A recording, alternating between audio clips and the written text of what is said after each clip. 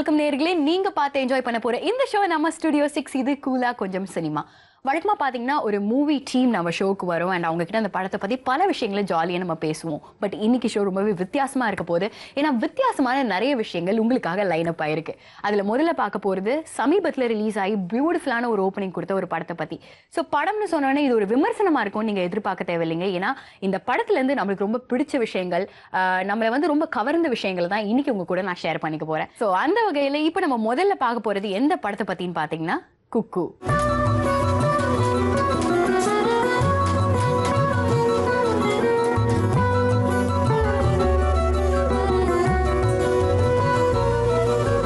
பார்த்தும் மாற பார்த்தும் காதல் வர்ற காலத்துல மனசு. குக்கு ராஜ்முருகன் டைரக்ஷன்ல தினேஷ் மற்றும் மாளவிகா நடிச்சு வெளிவந்திருக்கும் இந்த படம் காலையில ஒரு குயிலின் ஓசை எந்த அளவுக்கு நம்மளுக்கு இதத்தையும் சந்தோஷத்தையும் கொடுக்குமோ அந்த அளவுக்கு ஒரு அழகான சந்தோஷமான இதமான அனுபவத்தை கொடுக்குதுன்னு கண்டிப்பா சொல்லலாம். கொடி கொடி நில்லு, என்கிட்ட பேச. என்ன விட்டுறேன் ப்ளீஸ். இப்போ நான் என்ன பண்ணிட்டேன் இப்படி பண்றா? நான் எப்படி இருக்கேன்னு உனக்கு தெரியணும்ல. அசிங்கமா இருந்தா விட்டுருவியா? கிரிக்கெட் சேடம் பேசாத. கொடி பேச மாட்டல்ல. உன் குரலை கேட்டா ரோசி சிஸ்டர் ஞாபகத்துக்கு வருவாங்க. அதான் நீ அடிச்சல, அப்ப ரத்தம் வந்துச்சு. அதான் நீ வேற ஒண்ணு வேண்டாம், புரிஞ்சுக்கிட்டல. போடி, இதான் தமிழ். குக்கு படத்தை பொறுத்த வரைக்கும் ஹீரோ ஹீரோயின் ரெண்டு பேருமே பார்வையில்லா மாற்றுத்திறனாளிகள், அதாவது விஷுவலி சேலஞ்ச்னு சொல்லுவாங்க. இந்த ஜானர்ல தமிழ்ல நிறைய படங்கள் வந்திருந்தாலும் எல்லாத்துலேயுமே அவங்களுடைய அந்த டார்க்கர் சைடு, அவங்க படுற கஷ்டங்கள், அவங்களுடைய அந்த சாரோ, அவங்களுக்கு எதிராக இந்த சமூகம் எப்படி செயல்படுது, இந்த மாதிரி விஷயங்களை மட்டும்தான் நம்ம பார்த்துட்டு வந்துட்டு இருக்கோம். ஆனால் அந்த வகையில் கண்டிப்பாக குக்கு ஒரு வித்தியாசமான படம்னு சொல்லலாங்க. ஏன்னா அவங்களுக்கு இருக்கிற அந்த அழகான லைஃப்ல சின்ன சின்ன சந்தோஷங்கள், அவங்களுக்குள்ள இருக்கிற அந்த அழகான இமோஷன்ஸ், காதல், அவங்களுக்கு லைஃப்ல இருக்கிற அந்த கலர்ஸ், இது எல்லாத்துலேயுமே ரொம்ப அழகாக வந்து ஸ்க்ரீன் பிளே பண்ணியிருக்காங்கன்னு சொல்லலாம். நிச்சயமா அந்த வகையில் குக்கு படத்தை பாராட்டியே ஆகணும். நீ எப்படி இருக்குன்னு ஒரு வாட்டி பார்த்துக்கவா? விட்டுருவியா?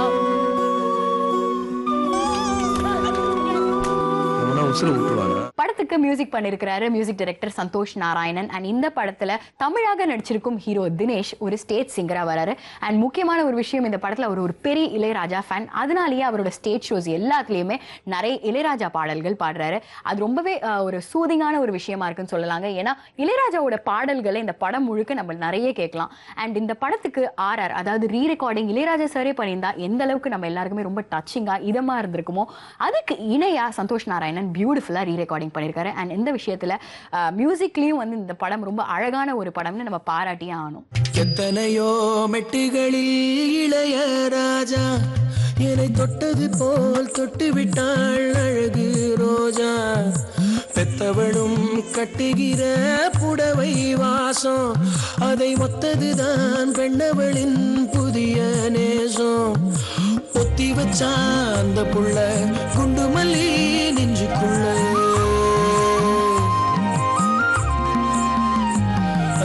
வேற சொல்ல இல்ல நானும் சொல்ல, ஏ பொட்ட புள்ள தொட்டதுமே கொட்டம் அடங்கிருச்சு. ஒரு கண்ணு குட்டி புள்ள கண்டு துள்ளி குதிச்சிருச்சு. படத்துடைய ஹீரோ தினேஷை பத்தி நம்ம நிச்சயம் பேசியே ஆனோங்க. ஏன்னா படம் முழுக்க வந்து ஒரு பார்வையற்றவரை நம்ம கண்ணு முன்னாடி கண்டிப்பா கொண்டு வந்திருக்காருன்னு சொல்லலாம். இந்த படத்துல பாத்தீங்கன்னா இந்த ரோலுக்காக இவர் ரொம்பவே மெனக்கிட்டு இருக்காரு, ரொம்ப ஹோம் ஒர்க் பண்ணியிருக்காருன்னு ஸ்க்ரீன்ல இந்த படத்தை பார்க்கும்போது கண்டிப்பா தெரியுதுங்க. ஏன்னா படம் முழுக்க கண்ணு வந்து ஒவ்வொரு டைரக்ஷன்ல வச்சுக்கிட்டு ரெண்டு கண்ணையும் படம் முழுக்க ரொம்ப கஷ்டப்பட்டு நடிச்சிருக்காருன்ட்டு பார்க்கும்போது தெரியுது. ஆனா அவ்வளோ பெயினையும் தாண்டி அந்த கஷ்டத்தை கொஞ்சம் கூட, அந்த லவ் சீன்ஸா இருக்கட்டும் இல்ல இமோஷனல் சீன்ஸா இருக்கட்டும், எதுலையுமே வந்து அந்த கஷ்டத்தை கொஞ்சம் கூட காமிக்காம ரொம்ப அழகா நடிச்சிருக்கிறதுனால தினேஷ் நிச்சயமா நம்ம பாராட்டியே ஆகணும். அந்த வகையில தமிழ் சினிமாவுக்கு ஒரு நல்ல பெர்ஃபார்மர் கிடைச்சதுக்காக நம்ம எல்லாருமே ரொம்ப சந்தோஷப்பட்டுக்கலாம். வா தமிழ். இங்க என்ன பண்ற? சுதந்திர கொடிக்கும் அவ ஃப்ரெண்டுக்கும் 2 மாசம் இந்து காலேஜ்ல டீச்சிங் பிராக்டிஸ் இருக்குப்பா. நேத்தா முத நாள் அவ கொஞ்சம் லேட்டா வந்திருக்கா. இந்து காலேஜ் கேட்டதுக்கு எவனோ ஒரு பண்ணாட வேணும்னே ஸ்டேஷன் மாத்தி இறக்கிட்டு போயிருக்கான். அவன் இங்கே தான் எங்கேயும் பிச்சை எடுத்துட்டு அலையிறானா. அந்த சைக்கோ பிடிக்கத்தான் வெயிட் பண்ணிக்கிட்டு இருக்கோம். பிடிச்சா சொல்லுங்க, நாங்களும் மூஞ்சி மேலே 2 போடுறோம். ஆமா, டீச்சர் ப்ராக்டிஸ்னா பாலடி டீச்சர் தானே. போடா மொக்க. சங்கீதா நாங்க வரோம். ஏய் கூட்டாளி, எவர் மட்டும் மாட்டினான்னு வச்சுக்கேன், உன் ஆட்சியை கலைச்சிருவாடுவார். படத்துடைய ஹீரோயின் சுதந்திர கொடியா நடிச்சிருக்கிற நம்ம மாளவிகா மலையாளம்ல ஏற்கனவே ஒரு படம் பண்ணியிருந்தாலும் தமிழ்ல இதுதாங்க அவங்களோட ஃபர்ஸ்ட் படம். அண்ட் சின்ன பொண்ணா இருக்கிறதுனால இந்த படம், இந்த ரோல் அவங்களுக்கு வந்து ரொம்ப பெரிய பாரம்னு சொல்லலாம் அவங்க தலையில. ஆனா என்னதான் ஒரு பாரமா இருந்தாலும் படம் முழுக்க சீன் பை சீன் ரொம்ப அழகா அந்த பாரத்தை கொஞ்சம் கூட காமிச்சிக்காம ரொம்ப பியூட்டிஃபுல்லா கேரி பண்ணியிருக்காங்கன்னு நிச்சயம் சொல்லி ஆகணும். அண்ட் நடிப்பை பொறுத்த வரைக்கும் தினேஷ்க்கு எந்த விதத்துலயும் குறைச்சல் இல்லாம 2 பேரும் போட்டி போட்டு நடிச்சிருக்காங்கன்னு நிச்சயம் சொல்லி ஆகணுங்க. தமிழே என்னடா எங்கேயா போய் தொலைஞ்ச? எங்கெல்லாம் போய் தேடுறது ஒண்ணு. என்னத்துக்கு? சரி, நேற்று ஒரு பொண்ணை ஸ்டேஷன் மாற்றி இறக்கி விட்டேன்ல, ஆமா, அது ஒரு குரூப்போட வெறித்தனமா உன்னை தேடி அலையுதியா? நீ சிக்கினாலும் என்னைய காட்டி கொடுத்துறாத, ஆள் காட்டி ஆயிடாத கவர்னர். அவ்வளோ ஒரு கிரிக்கச்சியா, குரலும் ஆளும், அதான் உன்னை வச்சு ஒரு கல் விட்டேன். எப்படி சொல்றேன்ல, அதெல்லாம் ஒரு கிரிக்கச்சியா. சிக்கிட்டியே சிக்கிஸ்டே கவர்னர். கவர்னர், குக்கு படத்துல ஒரு ரொம்ப முக்கியமான குறிப்பிட வேண்டிய விஷயம் என்னன்னு பாத்தீங்கன்னா, உண்மையாகவே பார்வையற்ற மாற்றுத்திறனாளிகள் நிறைய பேர் இந்த படத்துல நடிச்சிருக்காங்க. அதுல குறிப்பிட வேண்டிய ஒருத்தர் படத்துல ஹீரோவோட ஃப்ரெண்ட் ஆவர இளங்கோ. இளங்கோ வந்து ஒரு பெரிய இம்பார்ட்டன்ட் ஃபேக்டர் இந்த படத்துலன்னு சொல்லலாம். முக்கியமா இந்த படம் ஃபுல்லாவே என்டர்டெய்னிங்கா போறதுக்கு இவர் ஒரு பெரிய ஃபேக்டரா இருந்திருக்காரு. ஸோ நியூ கமரா இளங்கோவை நம்ம தமிழ் சினிமா கண்டிப்பா வரவேற்கும், நிச்சயமா நம்ம எல்லாருமே நம்பலாம். காவிய கோயில இல்ல நெத்தில அடிபட்டிருக்கு. பஸ்ல இருந்து விழுந்துட்டானே. போன தடவை ட்ரெயின்ல இருந்து விழுந்தேன்னு சொன்னா குபேரண்ண எது போய், இவன் ட்ரெயின்ல இருந்து உழுவல, பஸ்ல இருந்தும் உழுவல. ஒரு பொம்பளை புள்ள இவனை அடிச்சிருச்சுண்ணே. நீங்களும் சொல்லுங்கண்ணே, ஒரு வயசு வந்த ஆம்பளையா ஒரு பொம்பளை புள்ள கை நீட்டி அடிக்கலாமாண்ணே? ஒரு வயசுக்கு வந்த ஆம்பளைய ஒரு பொம்பளை அடிக்கிறதா ரொம்ப தப்பு. எம்மா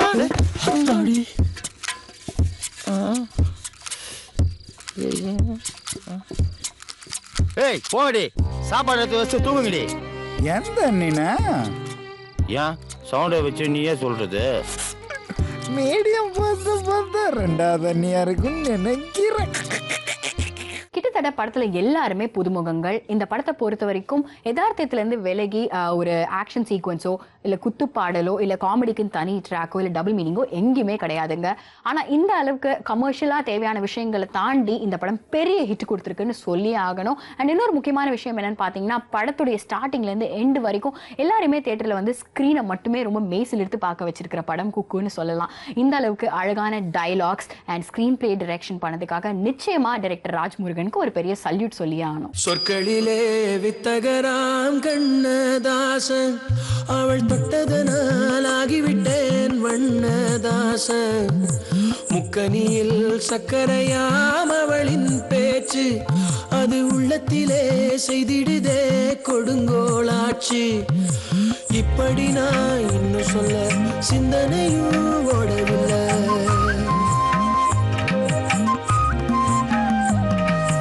யாவும் அந்த புள்ள செஞ்சலில, பொட்ட புள்ள தொட்டதுமே கொட்டம் அடங்கிருச்சு. ஒரு கண்ணு குட்டி புள்ள கண்டு புள்ளி குதிச்சிருச்சு. ஆக பார்வையற்றவர்கள் உலகத்துல இருக்கிற அழகான சந்தோஷங்கள், அவங்களுடைய வாழ்க்கை அண்ட் அவங்களுடைய அந்த வண்ணங்களை நம்ம பார்வை கொண்டு வந்த வகையில குக்கு பெரிய அளவில் வெற்றி பெற்றிருக்க 100% ஒரு தரமான படம்னு நம்ம நிச்சயம் சொல்லி ஆகணும். பார்க்கலாம்னு சொல்லியிருந்தேன் இல்லையா? அது என்ன படம்னு பாத்தீங்கன்னா, புதுமுகமான மாருதி அண்ட் மிருதுலா நடிச்சு இப்ப சமீபத்துல வெளிவந்திருக்கும் மறுமுனை.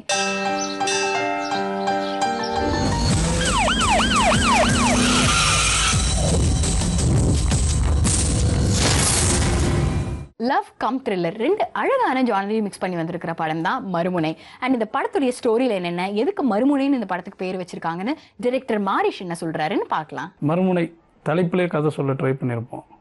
அதாவது மறுமுனை வந்து ஒரு சேலம் மேற்காடு ஒரு இன்டர்மீடியட் டவுன் நடக்கிற கதைக்களம். இது தலைப்பிலே உங்களுக்கு கதை இருக்கும். என்னென்னா, நம்ம லைஃப்பை வந்து டிசைட் பண்ணுறது இன்னொருத்தராக இருக்கும். அதர் எண்ட், அதாவது மறுமுனைங்க இன்னொரு முனை யார் கையில் இருக்குதோ அதுதான் நம்ம வாழ்க்கையை தீர்மானிக்கும். அது மாதிரி இந்த படத்தில் கதிருங்க கேரக்டரும் சாருங்க கேரக்டரும் 2 பேரும் லவ் பண்ணுவாங்க. அவங்க லவ்வை பேரண்ட்ஸை தாண்டி சமுதாயம் டிசைட் பண்ணும். அதுதான் இந்த கதையோட மெயின் பிளாட்.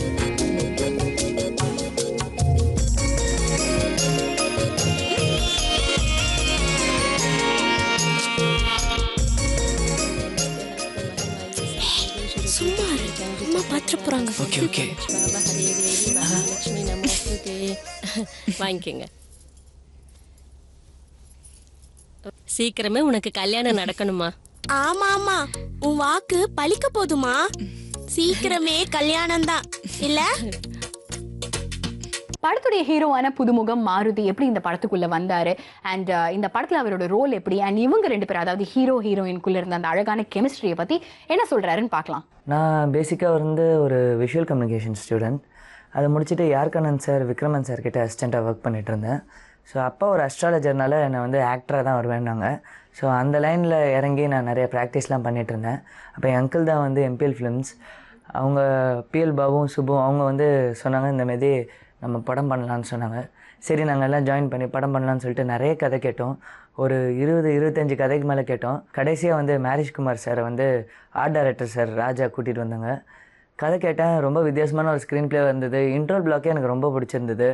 ஸோ நான் இன்ட்ரோல் பிளாக்லேயே சொல்லிட்டேன், சார் நான் இந்த படம் பண்ணுறேன்னு.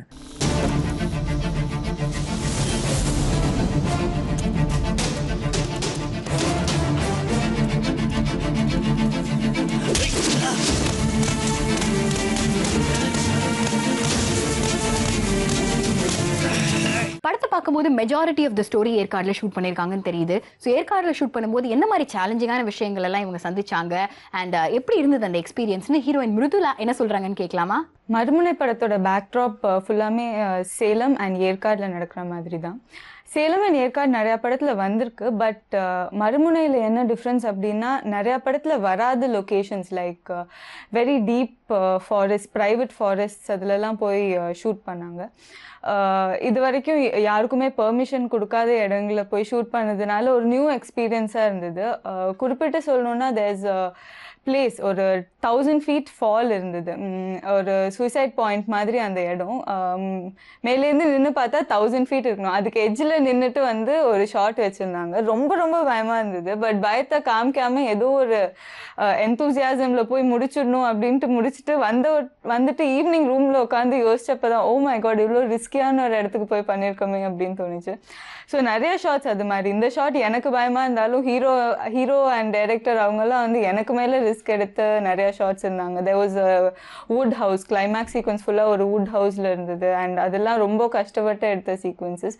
ஸோ அந்த ஃபாலில் போய் நாங்கள் நிற்கிறப்பவே நடுங்கிச்சு கால்லாம். ஸோ அது ஒரு மறக்க முடியாத ஒரு எக்ஸ்பீரியன்ஸ். ஏன்னா பனி ஃபுல்லாக இருக்கும் அந்த இடத்துல. எவ்ரி 1 hour பனி விலகும், அப்புறம் மூடும். ஸோ பனி வந்துடுச்சுன்னா கண்ணே தெரியாது அந்த இடத்துல. அந்த மாதிரி இடத்துல கொஞ்சம் ஸ்லிப்பாகி விழுந்தா கூட இட்ஸ் வெரி ரிஸ்கி. ஸோ மறக்க முடியாத ஒரு எக்ஸ்பீரியன்ஸ் அது. மறுமுனை படத்துக்கு சாங்ஸ் கம்போஸ் பண்ணியிருக்கிறவர் சத்யதேவ் அண்ட் படத்துக்கு மியூசிக் டைரக்டர் தாஜ் நூர் தான் RR பண்ணியிருக்காரு. ஸோ எதுக்கு ஒரு மூவிக்கு 2 மியூசிக் டைரக்டர்ன்ற கேள்வி நம்ம எல்லாருக்குமே வருது இல்லையா? இதுக்கு பதில் இந்த படத்துடைய டைரக்டர் சொல்றாரு, கேட்கலாம். மறுமுனை திரைப்படத்தில் பாடல்கள் இசை சத்யதேவ் பண்ணியிருக்காரு. பின்னணி இசை தாஜ் நூர் சார் பண்ணியிருக்காரு. பாடல்கள் இசை ரொம்ப சிறப்பாக, பாட்டெலாம் ஆல்ரெடி ஹிட் ஆயிடுச்சு. பின்னணி இசைக்கு தாஜ்நூர் சாரை ஏன் நாங்கள் சூஸ் பண்ணோன்னா, படத்தில் ஒரு வலுவான பின்னணி இசை தேவைப்படுது. இந்த கதை அப்படி கேட்டது. ஓப்பனிங் ஒரு 10 நிமிஷம் நோ டைலாக்ஸ், ஒன்லி RR தான். அதே மாதிரி கிளைமேக்ஸ் ஒரு 10 மினிட்ஸும் ஒன்லி RRல தான் போகும். அந்த கிளைமேக்ஸ் 10 மினிட்ஸில் ஹீரோ ஒரு செயல் செய்துட்ருப்பார். அது அவருக்கு மகிழ்ச்சி தரக்கூடிய ஒரு விஷயமா இருக்கும். ஆனால் பார்க்குற ஆடியன்ஸ் நமக்கு எல்லாருமே ஒரு பெயின்ஃபுல்லான ஒரு வழி தரக்கூடிய ஒரு விஷயமா இருக்கும். அந்த 2 வேரியேஷனையும் இசையில் கன்வே பண்ணோம். அது ரொம்ப சிறப்பாக செஞ்சுருந்தார். படம் பார்த்த எல்லாருமே அதை ரொம்ப அப்ரிசியேட் பண்ணாங்க. படத்துக்கு ரீரெக்கார்டிங் பண்ணியிருக்கிறவர் music director Taj Noor. So இவரோட பாயிண்ட் ஆஃப் வியூவில் மறுமுனை என்ன மாதிரி ஒரு படம்னு இப்போ தெரிஞ்சுக்கலாம். இந்த படம் என்ன ஜேனர் அப்படின்னாக்கா, ஒரு ஆக்ஷன், த்ரில்லர், லவ் இந்த மாதிரி எல்லாம் கலந்த ஒரு படம் தான் இந்த மறுமுனை படம். நான் இந்த படத்துக்கு ரீரெக்கார்டிங் பண்ணியிருக்கேன். எதுக்காகனாக்கா, இந்த மாதிரி ஒரு ஆக்ஷன், ஒரு த்ரில்லர், இந்த மாதிரி சஸ்பென்ஸ் இந்த மூவிங்களுக்கு ரீரெக்கார்டிங் மிகப்பெரிய அளவில் சப்போர்ட்டிவாக இருக்கும். ஸோ அந்த விதத்தில் இந்த படம் நான் சூஸ் பண்ணேன். படம் பார்த்தீங்கன்னா தெரியும் எல்லாருக்கும், அந்த ரீரெக்கார்டிங் வந்து மிகப்பெரிய அளவில் இந்த படத்துக்கு வந்து சப்போர்ட் ஆகிருக்கு.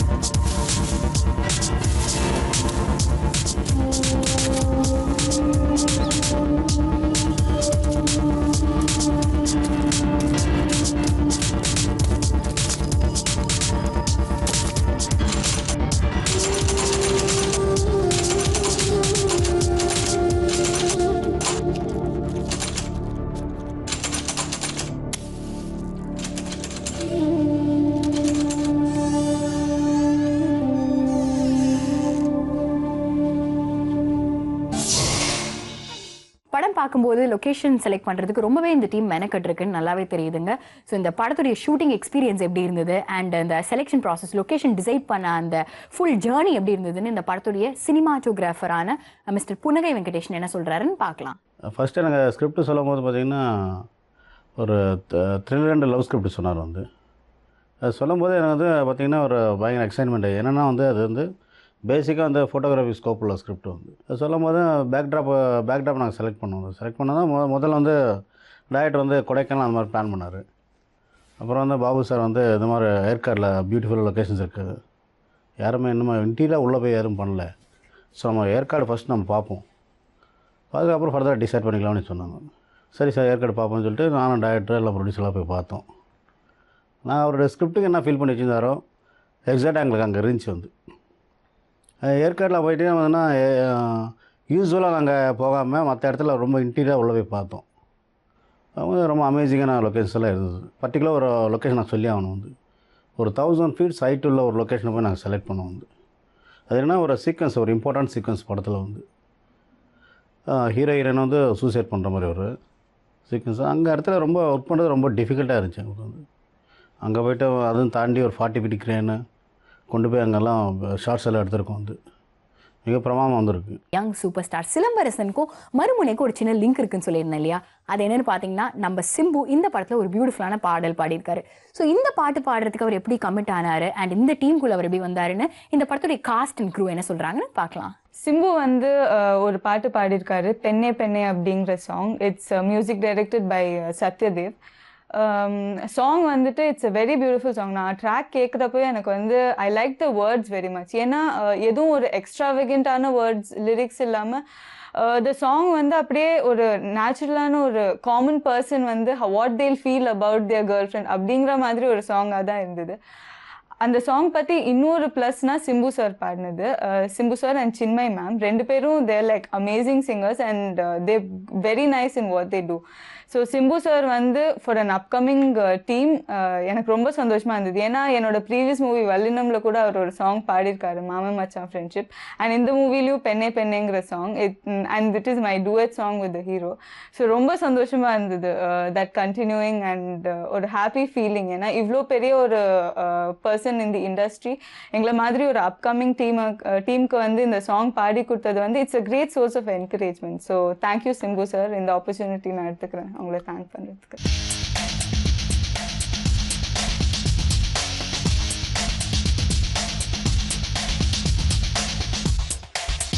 பெண்ணே பெண்ணே உந்தன் பெண்மை ஒட்டி கொண்டதடி, கண்ணே கண்ணே அதனால் தானோ வெட்கச் சாயலடி.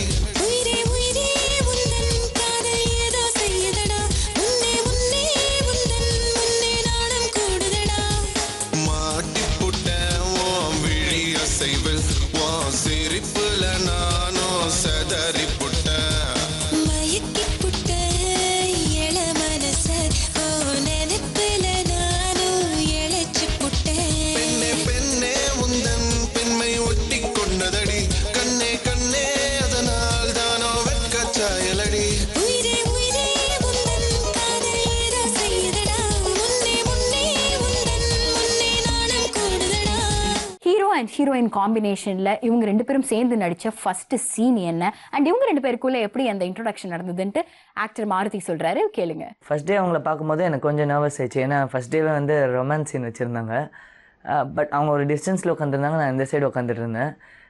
என்னால் ஏஞ்சி போய் பேச முடியல. ஏன்னா அவங்க கொஞ்சம் எனக்கு பார்க்கும்போது அவங்க பெரிய ஆர்டிஸ்ட்டாக தெரிஞ்சாங்க. பட் டு மை சர்ப்ரைஸ் அவங்க என்னென்னா அவங்க எந்திரிச்சு வந்து எங்கிட்ட வந்து பேச ஆரம்பித்தாங்க. ஸோ எங்களுக்குள்ளே ஒரு ஃப்ரெண்ட்லி மேனர் போக ஆரம்பிச்சிது. கொஞ்ச நேரம் டிஸ்கஷன் பண்ணிவிட்டு அதுக்கப்புறம் நாங்கள் ஷார்ட்டில் இறங்கிட்டோம். ஃபஸ்ட்டு ஷார்ட்டே வந்து ரொமான்ஸ் ஷாட் வந்து ரொம்ப நல்லா வந்து டேரக்டர் சொல்லியிருந்தாங்க. ஸோ இந்த படத்தில் வந்து எங்கள் கெமிஸ்ட்ரி வந்து கொஞ்சம் நல்லா வந்திருக்கு.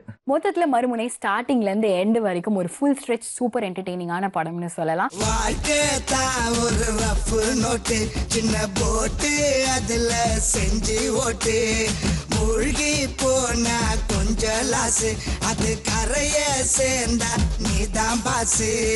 உண்மை காதலு இந்த ஊரில் இல்லடா, இத புரிஞ்சுக்காத பசங்க தான் லவ் பண்ணுறான். ஒரு சின்ன கோட்டரு அது உள்ள போயிட்டா என் மனசுக்குள்ள உண்மை ஏதோ ஒளிஞ்சுக்காதுடா.